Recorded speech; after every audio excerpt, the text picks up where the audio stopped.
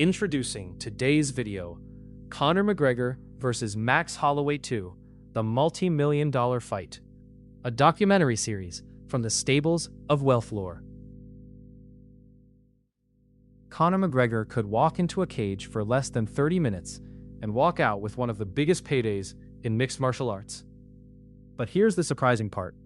The biggest winner at UFC 329 may not be Conor McGregor. It may not even be Max Holloway.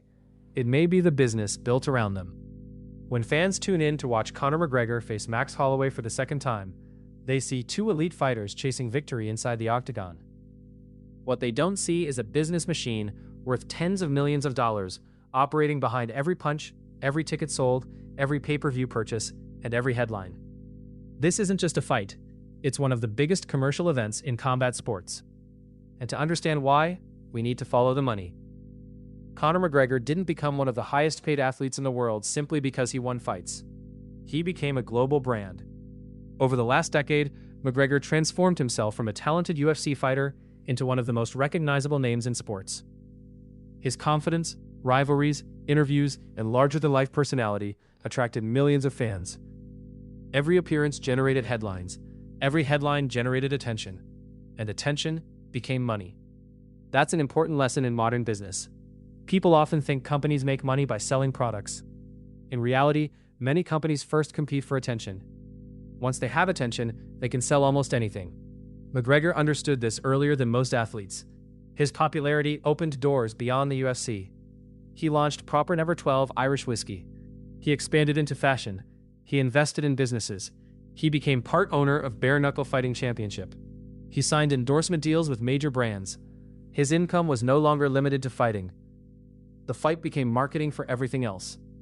That is why industry reports estimate McGregor's earnings for UFC 329 could reach tens of millions of dollars through a combination of fight compensation, commercial agreements, sponsorships, and other revenue streams, although the UFC does not publicly disclose complete fighter pay. Then there's Max Holloway.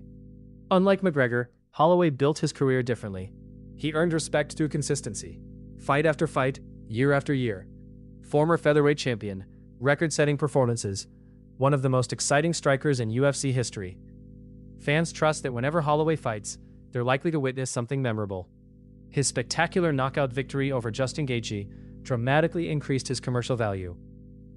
Now stepping into one of the biggest fights of his career, Holloway reportedly stands to receive the largest payday he has ever earned inside the UFC. For him, this isn't simply another fight. It's an opportunity to increase both his earnings and his long-term market value. But fighter pay tells only part of the story. The real business begins long before either athlete enters the arena. Think about everything required to stage a blockbuster UFC event. Thousands of fans travel from different cities and countries. Hotels experience increased demand. Restaurants fill with visitors. Rideshare companies complete thousands of extra trips. Bars purchase commercial broadcasting packages to show the event. Merchandise stands sell official apparel. Security companies hire additional staff. Arena employees work overtime. Media organizations send reporters. Photographers capture every moment. Behind one fight sits an entire economic ecosystem. Then comes one of the UFC's most valuable assets, pay-per-view. Unlike many sports that depend mainly on television contracts, UFC blockbuster events generate enormous revenue directly from fans purchasing the event. When a superstar like Conor McGregor returns, interest rises dramatically. People who haven't watched MMA in months suddenly decide to buy the event. Casual viewers return. Longtime fans invite friends over. Sports bars prepare for packed crowds. Every additional purchase increases the commercial success of the night. Then there are sponsors. Look closely during any UFC event. Logos appear almost everywhere. Inside the octagon, on fighter apparel, on broadcast graphics, during interviews, between rounds. Companies pay substantial amounts because they understand one simple fact.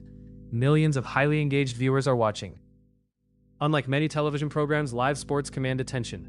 People rarely pause them. They rarely skip them. Sponsors know their brands will be seen in real time. That attention carries enormous value. Broadcast partners also benefit. Every major fight drives viewership. Higher audiences attract advertisers. Advertisers pay premium rates to reach sports fans. The cycle repeats itself. Attention creates revenue. Revenue attracts investment. Investment produces even bigger events. This is why superstar athletes matter so much. Conor McGregor doesn't simply fight. He attracts attention. Attention attracts money. Money funds the sport. The UFC has spent years building this business model. Instead of promoting only championships, it promotes personalities, rivalries, comebacks, underdog stories, historic moments. Every narrative encourages more fans to watch. More viewers mean more business. It's storytelling combined with sport. And it works. Some critics ask whether athletes deserve such enormous earnings. The answer depends on one question: how much value do they create? If one athlete can attract millions of viewers, generate sold-out arenas, increase sponsorship demand, and create worldwide media coverage, their commercial value becomes enormous. That's exactly what McGregor has done throughout his career. But success in combat sports is fragile. One loss can change public perception. One injury can delay opportunities. One unforgettable victory can transform an unknown athlete into an international star overnight.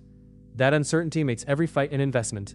For McGregor, a victory could strengthen his comeback story and create even larger business opportunities. For Holloway, defeating one of the UFC's biggest stars could dramatically increase his negotiating power for future fights and commercial partnerships.